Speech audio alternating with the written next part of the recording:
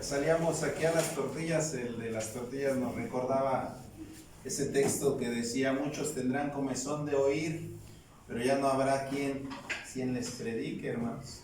Espero que hoy tengamos, a pesar de este calor, pues ese alimento anhelado, ¿verdad? El tema, hermanos, es un poco, espero no lo tomen a mal y no sea de desánimo, sino al contrario, que sea para cambiar nuestra vida, hermanos. Siempre es el momento, dice la Escritura, que mejor es perro vivo que león muerto, dice la Escritura, ¿verdad? En el Seol ya no podremos hacer nada, ya no podremos cantar, no podremos predicar, pero hoy tenemos la oportunidad de cambiar nuestra vida.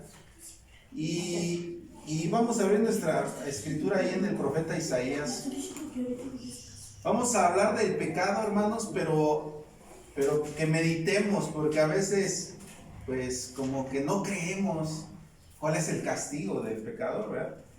Pero dice ahí en el capítulo 38, hermanos, una historia que ustedes conocen del profeta Isaías, se relata en este libro, pero es del rey Ezechías. Dice, desde el versículo 1, dice: en aquellos días cayó Ezechías enfermo para morir. Y vino a él Isaías profeta, hijo de Amós, y díjole: Jehová dice así: ordena tu casa, porque tú morirás y no vivirás. Entonces volvió Ezechías su rostro a la pared e hizo oración a Jehová y dijo: oh Jehová, ruego que te acuerdes ahora que he andado delante de ti en verdad y con íntegro corazón, y que he hecho lo que ha sido agradable delante de tus ojos. Y lloró Ezechías con gran lloro. Entonces fue palabra de Jehová a Isaías diciendo: ve y di a Ezechías: Jehová Dios de David tu padre dice así: tu oración he oído y visto tus lágrimas. He aquí que yo añado a tus días 15 años. Hermanos, hasta aquí. Esta historia, hermanos, ustedes la conocen por demás, la han oído muchas veces, pero estas palabras que dice del verso 3 en adelante, el rey Ezechías dice: oh Jehová, ruégote que te acuerdes que he andado delante de ti en verdad y con íntegro corazón, hermanos. Esto es muy importante, hermanos, porque hay una parte en la Escritura que ahorita vamos a leer que dice, hermanos, que hay pecados por los cuales te digo, ya no pidas. Pero a veces pensamos: ¿cuál pecado será este? ¿Será por el adulterar? ¿Será por homicidio? ¿Cuál es el pecado por el cual te pido ya no ores? Dice: la blasfemia del Espíritu Santo, dice nuestro Señor Jesucristo, no será perdonada ni en esta vida ni en la venidera. Pero a veces no sabemos cuál es la blasfemia del Espíritu Santo, contra del Espíritu Santo. Y esto, hermanos, nos lo va diciendo la Escritura de una manera muy clara. ¿Por qué primero al rey Ezechías se le escuchó, hermanos? ¿Cómo vivía el rey Ezechías? Vivía de acuerdo a los ojos de Jehová. Así vivía. Tenía la capacidad de decirle a Dios: mira, Señor, he hecho esto. Él anhelaba vivir unos días. No vamos a hablar después de lo que hizo después que Dios le otorga 15 años. Pero hasta ese momento Ezechías, hermanos, vivía en Dios. A veces nosotros, hermanos, venimos aquí, doblamos nuestras rodillas y pedimos por la vida de un hijo, por nuestra propia vida, por vida espiritual de nuestros seres queridos. Pero, hermanos, ¿no será vergonzoso que con actos que no hemos hecho vengamos a arrodillar y pedir? Dice Dios: hay cosas por las cuales yo no te pido que ores. ¿Por qué, hermanos? ¿Dios escucha la oración del impío? No. Lo dice la Escritura, hay más de 6 o 7 versos en los Proverbios que lo dice claramente, hermano. Entonces, ¿por qué nuestro afán, en vez de venir a pedir, no cambiamos primeramente nuestra vida? Y le decimos, como decía Juan el Bautista: hagan frutos dignos de arrepentimiento. Porque de lo tal, hermanos, la oración Es que no puede, hermanos, porque lo profano nada tiene que ver con lo bueno, nada tiene que ver la luz con las tinieblas. ¿Cómo Dios puede escuchar algo profano él estando en santidad? ¿Cómo puede hacer ese traslado? No lo hay. Y ahorita vamos a ver un ejemplo muy bonito que la Escritura nos deja ver. Pero primero vamos a ver en Primera de Juan, hermanos, este texto que yo les decía, o que les decía ahorita solamente en palabras, pero vamos a verlo textualmente. Primera de carta del apóstol Juan, en el capítulo 5, hermanos. Fíjense, hermanos, esta o la tomamos como una bendición o podemos entristecernos, pero pidamos a Dios misericordia. Capítulo 5, verso 16. Si alguno viere cometer a su hermano pecado, dice, no de muerte, demandará y se le dará vida. Digo a los que pecan, no de muerte. Hay pecado de muerte por el cual yo no digo que ruegue. Vuelvo a hacer la pregunta. ¿Cuál es aquí lo que está diciendo Juan? ¿Cuál es el pecado que tú pudieras ver en tu hermano que sea de muerte por el cual te digo no pidas? ¿Cuál, hermanos? Esta sentencia hay 10 que son igual. Adulterar, hablar falso testimonio, tomar el nombre de Dios en vano, es el mismo. Usted, yo estoy seguro y yo lo he hecho, he pedido aquí por los que no pueden guardar el día de reposo. He pedido por los hermanos que hablan mal de mí, ¿no? Yo mismo he pedido por si he emitido palabra profana en contra de mis hermanos. Pero entonces, ¿por qué dice, hay pecados por los cuales te digo no pidas? Y les voy a poner, vamos a ver 2 historias, hermanos. 2 historias que son completamente, parecieran diferentes, pero que nos hablan de esto. La primera es la de Abraham. Las 2 historias ustedes la conocen. Pero vamos a ver Abraham, pero en el libro de Hebreos.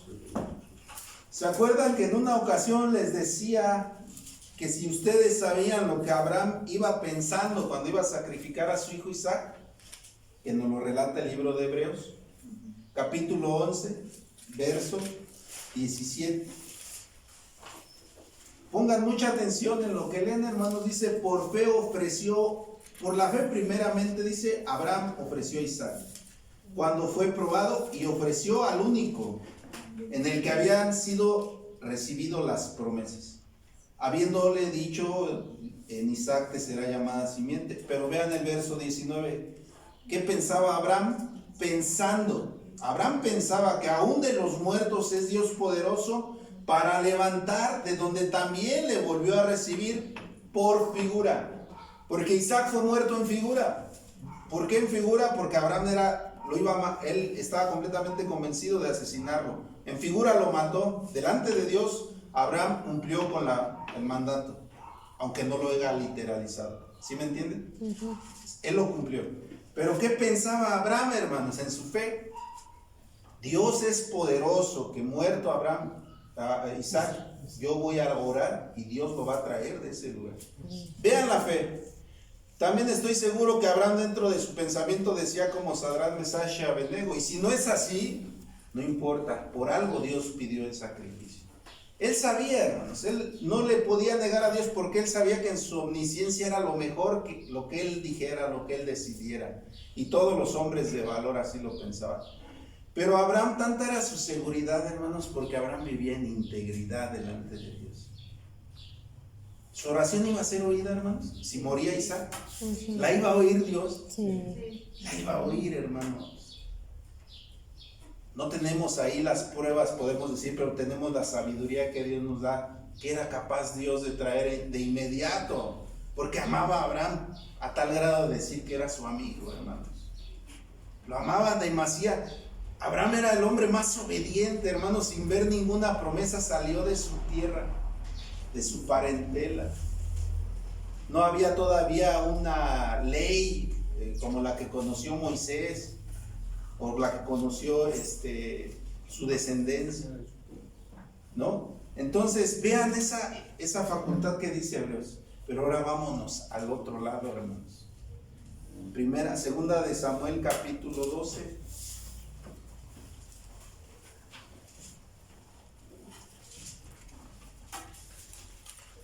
Situación similar, pero con un propósito muy diferente, hermanos. Segunda de Samuel, capítulo 12. Dice en el versículo 16,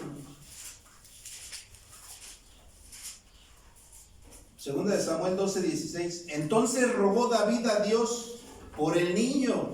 ¿Cuál niño, hermanos? ¿De quién era hijo? De David. Dice, rogó por el niño y ayunó David y recogióse y pasó la noche acostado en tierra. Y los ancianos, levantándose de su casa, fueron a él para hacerlo levantar de tierra, mas él no quiso ni comió con ellos pan. Y al séptimo día murió el niño. Ahora, en el verso 19, mas David, viendo a sus siervos hablar entre sí, entendiendo que el niño era muerto, por lo que dijo David a sus siervos, ¿es muerto el niño? Y ellos respondieron, muerto es. Entonces David se levantó de tierra, lavóse y ungióse y mudó sus ropas y entró a la casa de Jehová y adoró, y después vino a su casa y demandó y pusiéronle pan y comió. Dijéronle sus siervos, ¿qué es esto que has hecho por el niño? Viviendo aún ayunabas y llorabas. Y el muerto levantaste y comiste pan. Y él respondió, fíjense lo que responde David. Viviendo aún el niño, yo ayunaba y oraba diciendo, ¿quién sabe si Dios tendrá compasión de mí por manera en que viva el niño? Pero el verso 23, mas ahora que ya es muerto, ¿por qué tengo que ayunar? Dice, ¿podré hacerle yo volver? ¿Qué diferencia de Abraham a David? ¿Por qué David no confiaba en que Dios lo podía resucitar? Porque la culpa de quién era. ¿Cómo vivió David esa parte? Mandó matar a Urías, o lo mató prácticamente él. Hizo una tras otra, e infringió. Y cómo en ese estado sabía que Dios no lo iba a escuchar, hermanos. ¿Ven la grande diferencia de Abraham? ¿Y por qué David no tenía? Porque no tenía la capacidad. Ese era un pecado de muerte, hermanos. ¿O no? Sí. Fue pecado de muerte. Y no solamente por el hecho de adulterio, sino por la vida que estaba viviendo en ese momento David desde antes de que convirtiera en adulterio. Él ya no iba a la batalla, él estaba desde su terrado, estaba en lo cómodo de ser rey, ya no iba a las batallas como estaba acostumbrado en tiempos de Jonatán o con Jonatán, como cuando lo perseguía Saúl, ¿no? Estaba acostumbrado a ir a la batalla, ya no era ese joven que decía, ¿quién es este incircunciso que provoca a las legiones de Israel? Él sabía que este pecado no se podía pedir. Muerto el niño, dice, ¿para qué? En las leyes civiles, cuando hay un homicidio, puede haber homicidio por imprudencial. Yo voy en mi carro y no vi, y se me atraviesa un motociclista, lo atropello y muere. Y se lleva un juicio, hermanos, pero bajo esas características. Y hay muchos tipos de homicidio, pero hay un homicidio con todas las agravantes. Premeditación, alevosía y ventaja. Hermanos, esos no hay manera de que pase por alto las leyes. Bueno, las leyes humanas son corruptibles, ¿no? Pero desde el punto de vista legal no podría ninguno que mate con estas tres poder ser liberado, hermanos. Al menos tiene que cumplir una condena de los años que ya esté estipulada. La paga de nuestro pecado de muerte es la muerte, no hay más, valga la redundancia. Es decir, la paga del pecado es muerte, no hay otra manera de pagarlo. Eso cuando es con alevosía. David, hermanos, ¿cuántas agravantes se encuentra aquí? Vamos a regresar ahí mismo en el capítulo 12. Pero fíjense,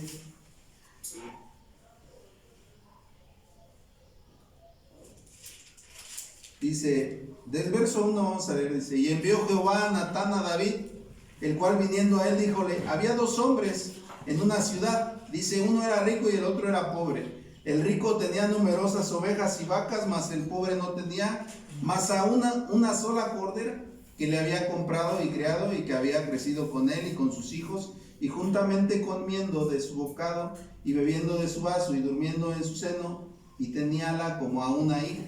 Y vino de camino al hombre rico, y él no quiso tomar de sus ovejas ni de sus vacas para guisar al caminante que le había venido, sino que tomó a quién, hermanos, la única oveja de aquel hombre pobre, y aderezóla para aquel que le había venido. ¿Cuántas agravantes tenía David, hermanos?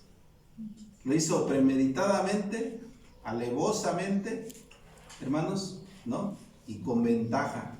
Porque un rey contra un siervo pobre que no tiene nada, ¿cuántas ventajas tiene, hermanos? ¿Cuántas ventajas tiene abusando de su poder? Todas, hermanos. Sí, todas. Alevosía, ventaja, y por eso le pone esta parábola. Y cuando emite la sentencia, David dice, bueno, pues Natán dice, pues el tal eres tú. Y ahí entendió que había cometido una falta de muerte, David.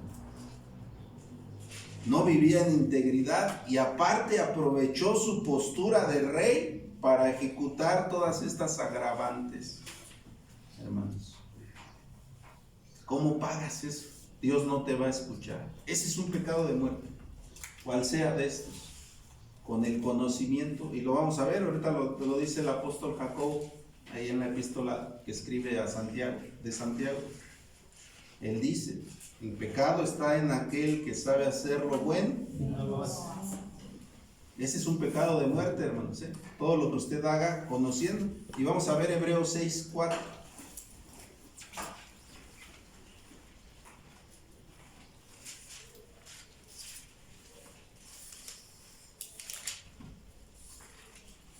Hebreos 6:4.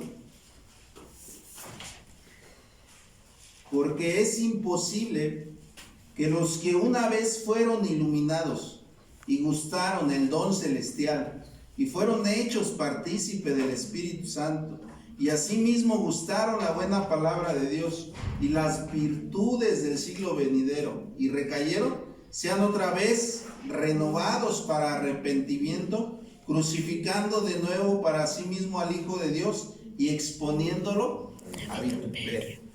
No hay manera, dice el apóstol Pablo aquí, que el hombre que ya disfrutó de las dádivas celestiales, del Espíritu, fue partícipe del Espíritu Santo, no puede volver atrás. Si vuelve atrás, hermanos, ya no hay más paga, porque ya no puede otra vez crucificar al Hijo de Dios. Ya no hay más, hermanos. No hay más paga. Hay una parábola que nuestro Señor Jesucristo les va a mencionar cuando los fariseos querían tentarle para ver quién era su prójimo.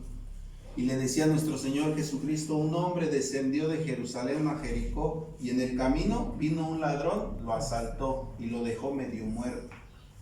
¿Ustedes saben qué significa Jerusalén, hermanos?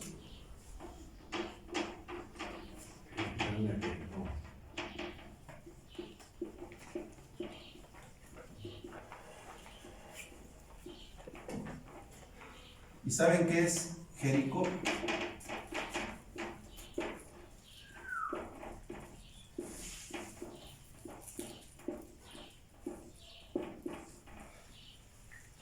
Un hombre venía de Jerusalén a Jericó. Un hombre estaba en la casa de paz, estaba ya gozando del Espíritu Santo, vivía conforme a la promesa, conforme a lo que había conocido, pero él decide bajar a donde está el mundo, al olor agradable, a lo que la carne percibe como con gusto, y en el camino, hermanos, sufre las consecuencias. Las consecuencias que dice la misma escritura ahí en Salmo 73, vean cómo dice. Vean cómo va a decir el Salmo 73, verso 27.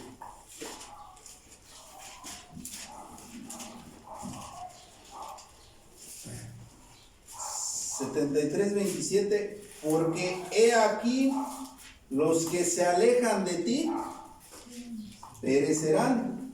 Tú cortarás a todo aquel que fornicando de ti se aparta, hermanos. Todo aquel que una vez ya conoció, que ya disfrutó y se aparta, hermanos, dice aquí el salmista, que perecerán. ¿A este qué le pasó? ¿Cómo lo dejó el ladrón? Medio muerto, dice, ¿no? Porque todavía tuvo misericordia el Hijo de Dios, lo vino y le sanó sus heridas, pero por alejarse del camino de paz. Esa es una parábola que da el maestro, pero nosotros todavía profundizando más, hermanos, en las imágenes que nos presenta, podemos deducir cómo este varón, dentro de esta parábola, estaba dejándolo más, por lo menos. Por eso hay una consecuencia, todo tiene una consecuencia. Alejado de Dios, dice, tú cortarás a todo aquel que fornicando de ti se aparta. ¿Cuántas maneras hay de fornicar, hermanos? Y de adulterar. Todo es fornicación y adulterio. La desobediencia es fornicación. La desobediencia. Incluso la idolatría, toda la desobediencia es idolatría. Toda desobediencia. ¿Y la idolatría qué es? Fornicación, adulterio. Y es, muchos dirán, bueno, pero no es físico, es peor, es espiritual. Es peor. ¿Cómo vas a enmendarlo? ¿No? Entonces vean cómo el hombre se aleja, hermanos, como David, el no mantenerte en tu integridad, como Abraham, no te da la capacidad de elevar oración a Dios que sea aceptable, como la de Ezechías. ¿Cómo te va a escuchar Dios en tus momentos de dificultad y todavía te desesperas pidiéndole que ya te cumpla? ¿Por qué no nos enfocamos en cumplir nosotros primeramente? Esos son pecados de muerte, hermanos, y contundentemente nos lo va a volver a recalcar Pablo ahí mismo en Hebreos, capítulo 10. Le interrumpo un poquito de una verso. Sí, hermano. Jericó, olor agradable, conforme a. Hebreo. ¿O en qué sentido? Hebreo. No, es Jericó ahí, ¿no? Ajá. Olor agradable, ¿en qué sentido? Es su significado en hebreo. Significado, pero ¿en qué sentido? De que El dar olor agradable. al gusto visible de lo que nos agrada a nosotros. Humano, ¿no? Humano. Lo que el hombre percibe como bueno. Material, ¿no? Sí, como lo que el hombre percibe como bueno. Acuérdense que Jericó era una ciudad de ¿qué? De pecado. No era una ciudad donde hubiera como Jerusalén, donde hubiera un centro de santificación o de espiritual como era el templo. Jericó era todo lo contrario. Y en Hebreos 10, sí, hermano. Yo nomás quería preguntar algo, ¿verdad? Que lo analicemos de los 10 mandamientos que tenemos en la ley de Dios. ¿Cuál es más grande o cuál es más pequeño?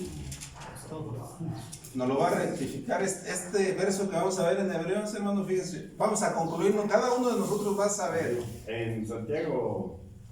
Dice que no hay ninguno, que cualquiera que infringiera uno de estos. En Hebreos 10, que ese es el versículo que quiero. Hebreos 10. No, Hebreos 10. Hebreos 10, 26. Vamos a leerlo si quiere y ahorita me comenta ahí. Fíjense, hermanos, y esto ustedes analícenlo cada uno a qué pecado se refiere. Fíjense, capítulo 10 de Hebreos, verso 26.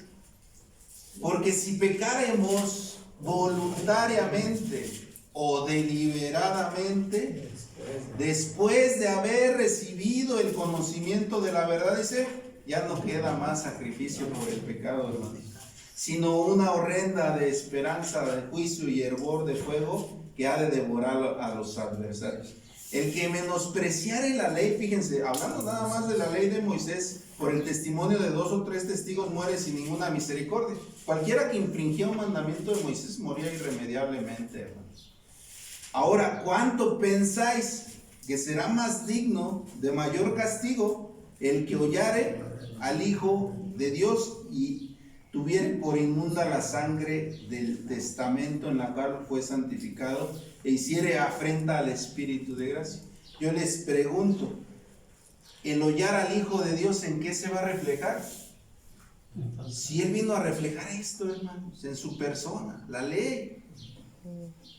Por eso dice, no he venido a abrogar la ley, sino a cumplirla. El versículo que yo digo está en Santiago 2:10. Nos dice de esta manera: porque cualquiera que guardare toda la ley, pero pendiere en un punto, se hace culpable de todos. Entonces, si nos dice eso, quiere decir que todos los mandamientos tienen el mismo valor. Sí, es Así es. El adulterar, el codiciar, el robar, Y el que faltare a uno, se hace culpable de todo, dice. Trataré de todo. Así de que es muy delicado todo eso. Sí, aquí ya cuando es, hermanos, lo que les decía, con premeditación, alevosía y ventaja, porque ya es pecado de muerte. Por eso les decía en un inicio, no se me vayan a desanimar, hermanos. Al contrario, busquemos la misericordia de Dios, porque todos, les aseguro, los que estamos aquí, pudiéramos caer en esta sentencia, o estuvimos o estamos en esta sentencia. ¿Qué les puedo, hablando del que pareciera el más sencillo o el que más infringimos pensando que no hay consecuencias, que es el sábado, que es el cuarto mandamiento. Hermanos, si yo, como ejemplo nada más, si yo el sábado siguiente, yo desde el miércoles o desde el martes, yo ya dije, no, yo no voy a ir el sábado porque va a venir mi familiar y me voy a ir con él a dar la vuelta por allá al jardín. O, hermanos, eso es premeditación. Vale, pues hay ventaja. Usted ya lo está predisponiendo. No voy porque No hay justificación. Todo el pecado, hermanos, ya lo predispone. Acuérdense, la otra vez les puse aquí ¿se acuerdan que les puse dónde estaba cuando se piensa el pecado y cómo se va a llevar a cabo? El pecado no se lleva de inmediato. El pecado, aquí está el coquetear con el pecado, Santiago lo dice. ¿no? Y acá va a estar el Entra pecado. y luego para el pecado. Así es. Y aquí lo vas a estar preparando, ¿no? Todo esto coqueteas con el pecado, como David primero vio desde la azotea, me imagino ahí, no sé si era la primera vez, bueno, ahí nos dice a lo mejor que era la primera vez, pero ya de ahí él, cómo pensó en esta parte para acercarse a Betsabé, no nos lo dice la escritura, pero él tuvo que haber tenido aquí, ya sea, dice, pues yo soy el rey, voy a obligarla, la voy a mandar traer, creo que sí, parece que sí dice que la manda a traer, pero todo eso lo tuvo que haber planeado en su pensamiento, lo tuvo que maquinar hasta que lo ejecuta en el momento de que entra en intimidad con ella, y después de ahí les decía yo viene una consecuencia. Después que le dice a Urias, vete a tu casa porque ya sabía que estaba preñada Betsabé, y dice, pues para que digan que es tuyo, ¿no? Más sin en cambio, como no va, pues luego lo pone al frente del batallón y les dice, no ayuden a Urias Eteo para que pues muriera en la batalla. Por eso yo les decía, eso que hizo David, literalmente mató a Urias el Eteo, hermanos. Aunque él no lo haya atravesado con una espada, lo mató porque puso todas las agravantes, alevosía, premeditación y ventaja. Estoy usando estos términos legales, hermanos, pero la escritura, pues así nos lo hace saber con este verso. Porque si pecaremos deliberadamente, ya conociendo todo esto, tú vas a estar colocando para pecar. Dice, ya no hay manera de que pagues, dice, o que quede sacrificio para reivindicar ese pecado. Ya no hay, hermanos. Sino solamente queda una sola cosa horrenda, que es disfrutar del fuego eterno. Cuando Moisés, hermanos, golpea 2 veces la roca, muchos piensan que fue una falta pequeña, solamente por no darle honra a Dios, y no tipificaba eso. La escritura dice que la roca era ¿quién? Cristo. Y dice aquí Hebreos que a Jesús no lo puede someter 2 veces al mismo padecimiento, y Moisés quiso intervenir, hermanos, en un plan que tipificaba a la posteridad, que Jesús iba a dar la salud a través de su persona, iba a dar de la doctrina del agua de vida, y no podía Moisés infringir algo tan grande que era el plan de salvación de Dios. Por eso tiene consecuencias con Aarón, y los dos tienen que morir sin ver la tierra de Canaán. Primero muere Aarón, y luego en el monte Hor, y luego Moisés en el monte Nebo. ¿No? Esa es la consecuencia. Fue algo sencillo lo que hizo Moisés, a pesar de que era manso, hermanos. Y todo lo que hizo de bueno, todo el sacrificio que hizo, en ese momento no comprendió y no visualizó que era el plan. Dios ya le había advertido desde el tabernáculo a Moisés, ya le había dicho, hazte conforme yo te lo mostraré, porque esto es un diseño de lo que va a ser después. Y Moisés en ese momento, por un momento de desesperación, tal vez por culpa del pueblo, que ella no toleraba, que tanto el pueblo no entendía, pero él perdió en ese momento esa parte, no dio honra a Dios y quiso volver a golpear la piedra. Y no se le permitió. Conti más nosotros, hermanos, ¿cómo vamos a volver a someter a Cristo deliberadamente si hemos hecho algo en contra de esto? Ahora, también aquí entra muy importante. Dice que los que degustaron del Espíritu Santo, escuchen, hermanos, acuérdense que ya hemos hablado, esto que les digo es porque ya hemos hablado de otros temas como el Espíritu, el bautismo de agua y el Espíritu. El ser bautizados de agua no quiere decir que hayamos recibido el Espíritu Santo. Hasta que viene el Espíritu Santo en nuestra persona, que lo reflejemos y lo manifestemos.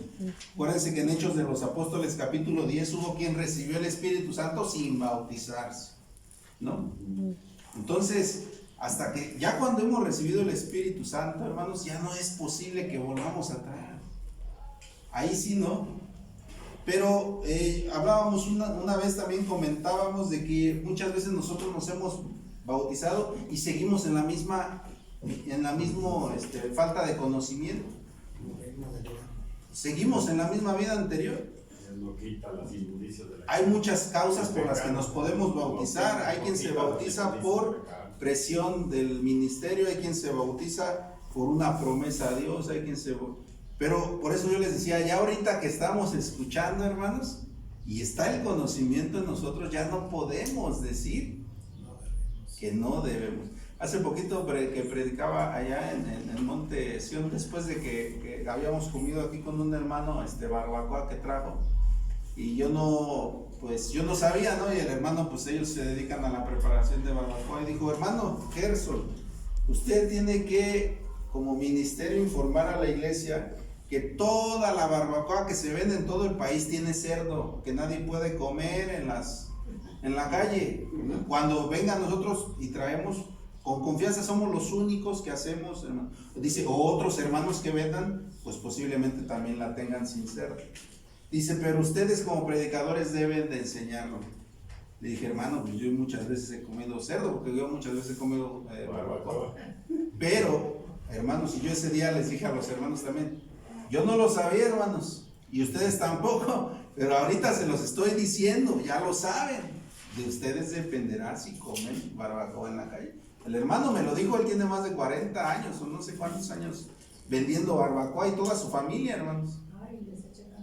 Entonces, hoy lo que yo les estoy diciendo, hermanos, que cualquier pecado de estos, ya con el conocimiento que hoy nos vamos a llevar, si lo seguimos haciendo, hermanos, ya no tenemos otra oportunidad para volver a justificar, hermanos.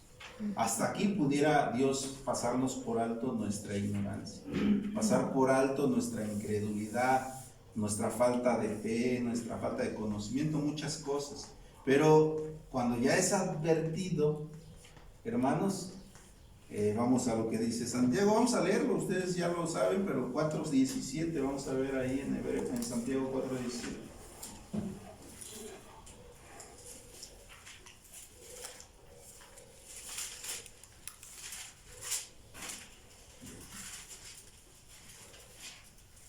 Santiago 4:17, hermanos, ¿cómo dice? Que sabe hacer lo bueno. El pecado pues está en aquel que sabe hacer lo bueno,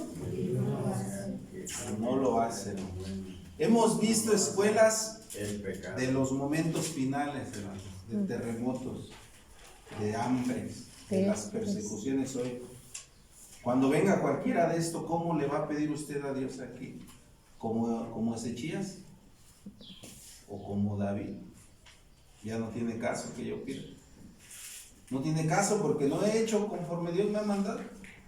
O podré decir como Ezechías, mira Señor, pues no he sido el mejor siervo, pero llevo este tiempo y he intentado hacer esto, les he hablado a estas gentes, he llevado tu evangelio, he tratado de cumplir en estos mandamientos, no he infringido tu día de reposo. Señor, tómame en cuenta. Si es tu voluntad, hazme superar estos momentos, dame fuerza. Pero si no, hermanos, decía un hermano, vergüenza deberíamos de tener de doblar nuestras rodillas a Dios, hermanos. Porque dice Salmos 34:15, hermanos. Son temas fuertes, hermanos, pero que son necesarios. Y lejos de desánimo son los que nos deben de motivar a cumplir a Dios, hermanos. 34 de Salmo, verso 15. Los ojos de Jehová están sobre los justos. ¿Sobre quién están los ojos de Jehová, hermanos? Sobre los justos y atento a sus oídos al clamor de ellos. Y atentos, fíjense cómo dice que Dios todavía está atento a ver usted siendo justo cuando le pide para él prontamente, hermanos, contestar. Pero dice, verso 16, la ira de Jehová contra los que mal hacen para cortar de la tierra la memoria de ellos. ¿En qué se va a reflejar su actitud delante de todas esas cosas? ¿Qué hizo el pueblo de Israel cuando el monte humeaba? En el mes de Sibán, cuando llegaban a monte de Sinaí, y que decía Dios, santifícalos porque este día hablaré al pueblo. Y empezó a humear y solamente alcanzó a decir las 10 palabras nuestro Dios. ¿Y qué dijo el pueblo? Espantado, hermanos. Ya no queremos hablar con Dios porque vamos a morir. Habla tú. Y Moisés cara a cara, hermanos. Cara a cara. Y aquellos hombres, porque su vida y su pensamiento, ¿en dónde estaba? No lo digo yo, su pensamiento estaba en la idolatría. ¿Qué hicieron inmediatamente bajando? ¿En dónde estaba su pensamiento? ¿En dónde estaba todavía su intención? Estaban en Egipto ellos, hermano. Lo dicen muy claros por ahí luego las exhortaciones que veo ahí, imágenes en internet o así. Dice, el pueblo salió de Egipto, pero Egipto nunca salió del pueblo, del corazón de ellos. Y cuando hay esto, hermanos, es momento de gozo y de alegría. Veamos en tiempos de terremotos, ¿qué pasó en el terremoto en la cárcel? ¿Qué pasa en un terremoto? Es psicológico, hermanos, nos desmoraliza, sentimos. Pero ¿qué hizo Pablo? Le dijo al carcelero, cálmate, aquí estamos, no te preocupes, no te preocupes. Y todavía cómo actuó, dice el carcelero que creyó, toda su familia lo llevó a su casa, hermanos, todavía fueron por ellos hasta allá, porque se dieron cuenta que eran romanos y les dice, diles a ellos que ya se vayan, se pueden ir en paz. Pablo les dijo, no, que vengan ellos y que nos saquen, que nos lleven, como diciendo a ellos nos metieron, pues ahora que vengan y ahora que nos saquen, ¿no? Qué seguridad, hermanos. Y nosotros cómo estamos después de un terremoto, de un temblor, hasta diabetes dicen por ahí nos quiere dar. Pero es la gloria de Dios donde debemos de dar honra, como aquel centurión. Dice que cuando el Hijo de Dios murió, a la hora de nona, dice que a la hora de nona se hicieron tinieblas, hermanos. Y dice que el velo del templo se rasgó en dos. Pero uno de ellos, todos espantados, corriendo por allí y por allá. Pero dijo, verdaderamente este era el Hijo de Dios, hermanos. Y yo no lo sabía. Lo mismo que dijo el ladrón que estaba a su derecha, él aceptó. Todavía en esa condición. Pero hay quien todavía en esa condición, hermanos, se niega. O nos negamos y somos renuentes. No vemos la grandeza de nuestro Dios. Ese velo, hermanos, no crean que era un velo como esto. El historiador Flavio Josefo, en Historia de los Judíos, tiene un apartado en donde pone un comentario en la Vulgata Latina, me parece, o en la Septuaginta, en donde él dice que el velo del templo estaba tan fuerte que si en ese tiempo se ataba un hato de caballos de un lado y un hato de caballos del otro, y los dos tiraban al mismo tiempo, no podían rasgar el velo. Imagínense de qué categoría fue el terremoto, para que el velo se partiera a la mitad. Y muchos sepulcros, los sepulcros tampoco todos eran abismos, acuérdense cómo eran, rocas grandes, de 1 tonelada, 2 toneladas posiblemente, no sé, que cubrían el lugar. Cuando resucita nuestro Señor Jesucristo, según Mateo 28:2, dice que hubo un gran terremoto y la piedra fue removida por el ángel que estaba sentado ahí cuando resucita nuestro Señor Jesucristo. Entonces, dan gloria a estos hombres, se convierten. Aún Elías, hermanos, cuando estaba en aquella cueva, dice que primero vino un tornado y solo él, ya escondiéndose, porque ya había visto cómo mataban a los profetas de Baal. Pero también luego viene un terremoto, dice, y en los dos buscaba él a Dios, dice, pero no estaba, ¿no? Pero después de todo eso dice que viene un silbo suave, viento apacible, un viento apacible, y de ahí está nuestro Dios, ¿no?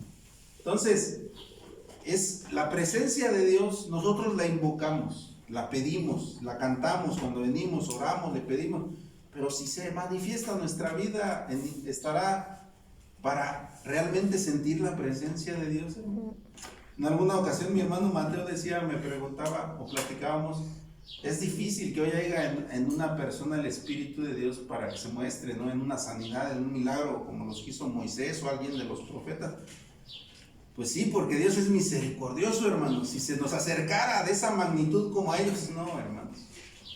Jacobo, Pedro y Juan en la transfiguración se debilitaron solamente de ver aquella figura de Elías y de Moisés en la transfiguración. Se debilitaron, hermanos. Y eran hombres que siempre estaban con el maestro caminando. Imagínense.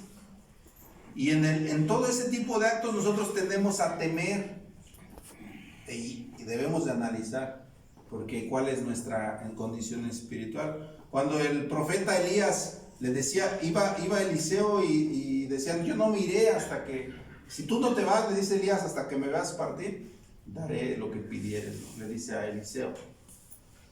Y Eliseo, hermanos, ustedes saben cómo fue llamado Eliseo cuando estaba haciendo aquella, arando, ¿no? La tierra, ¿no? Cuando va pasando Elías y lo llama, y empieza su ministerio con Elías, lo va siguiendo, y cuando viene, hermanos, Dios ya por Elías, el único que reconocen de inmediato es Eliseo, dice, Padre mío, carros de Israel y su gente de a caballo. Dice que eran carros de fuego.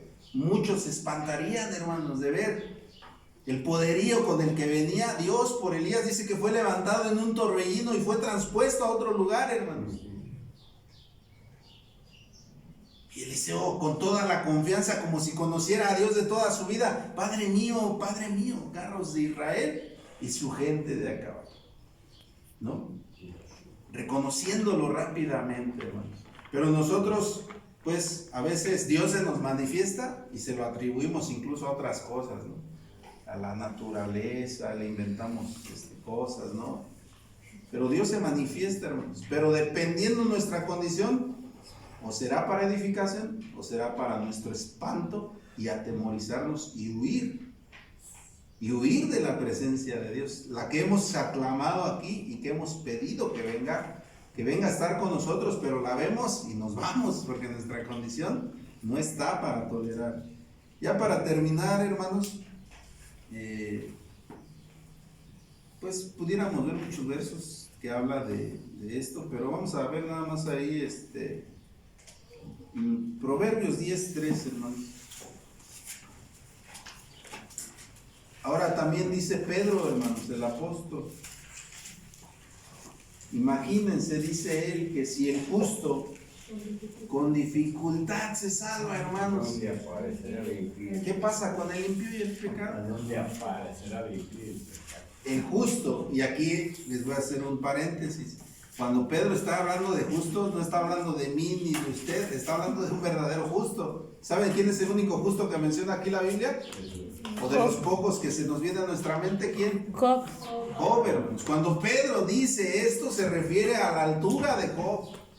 Si aún, vamos a parafrasear, Job con dificultad se salvará, imagínense, hermanos, ahora pongamos nuestra vida ahí. Por eso los apóstoles decían, dura palabra, mejor vámonos, ¿no? Muchos dijeron, no, ya no sigo, de nada va a servir mi esfuerzo porque no voy a alcanzar, no voy a llegar a ese premio.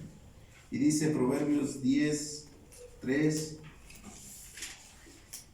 Jehová no dejará hambrear el alma de quién, hermanos, Del justo. del justo, más la iniquidad, ¿a quién la lanzarán? A los impíos. A los impíos. Hermanos. Ahí mismo 17:15. 17:15. El que justifica al impío y el que condena al justo, ambos a dos son abominación a Jehová. Y en el 26 de ahí mismo dice, ciertamente no es bueno condenar al justo ni herir a los príncipes que hacen lo recto. Pero siempre va a ser una diferencia entre el justo y el impío. Siempre Dios va a hacer esta diferencia. Y dice él que la oración del pecador, la oración del impío, él no la va a escuchar. Por eso dice, ni pidas ya. Si tú ya disfrutaste de esto, tuviste el Espíritu Santo de Dios y volviste atrás, o todavía lo haces esto alevosamente, todavía preparas, maquinas en tu mente cómo hacerle daño a tu prójimo, o cómo faltar a Dios, todavía quieres doblar tus rodillas ante los Baales, todavía quieres participar de lo sacrificado a los ídolos con alevosía. Hay quienes ya todavía, bueno, ahorita ya pasaron los días, ¿no? Pero quien todavía ya está preparando va a ser 10 de mayo, ¿no? Siendo de la iglesia ya están preparando. Una ocasión estaba allá en una iglesia, hermanos, y ese día era sábado, hace unos 10 años, ese día había caído el Día de las Madres allá que celebra el mundo, había caído en un día de reposo. Y yo llegué y les dije, hermanos, ¿qué festejamos hoy? Y rápidamente, el Día de las Madres. No, hermana, le dije, festejamos el día de reposo, el día del Señor. Día sábado. ¿No? ¿En dónde está nuestro pensamiento? Y eso fue real, hermanos. Y no crean que era cualquier hermana, hermanos. Era esposa de pastor. Entonces, seamos cuidadosos, hermanos. Nuestra vida de ella depende que sus oraciones sean oídas, que Dios nos ayude, porque si no, pues entonces no reneguemos en el día venidero. Si somos atormentados igual que el mundo, ¿por qué? Pues Dios no nos ha hallado justos. Que Dios les bendiga, hermanos. Vamos a